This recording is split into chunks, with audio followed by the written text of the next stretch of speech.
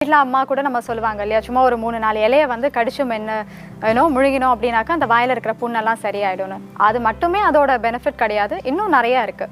So என்னென்ன health benefits offer பண்ணுது அப்படின்னு பார்த்தீங்கன்னா, இப்போ ஜுரம் இருக்கிற டைமில் அந்த மணத்தக்காளி கீரை நீங்கள் சூப் மாதிரி ஏதாவது எடுத்துகிட்டு வந்தீங்க அப்படின்னா அது அந்த ஜுரத்தை வந்து கம்மி பண்ணும்.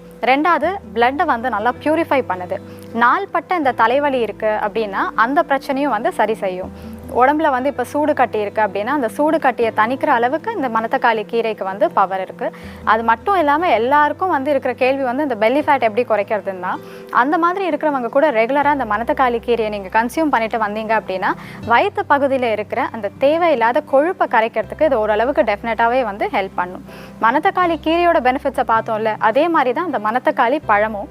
அது எந்த அளவுக்கு நமக்கு நல்லது செய்யும் அப்படின்னு பார்த்தீங்கன்னா, லிவர் டிசீஸ் ஆகட்டும், இல்லை வாமிட்டிங் சென்சேஷன் இருக்குது அந்த மாதிரியான கண்டிஷன்ஸ்லையும் சரி, அப்படி இல்லாட்டி இந்த ஓபியம் பாய்சனிங் அப்படின்னு சொல்லுவோம்.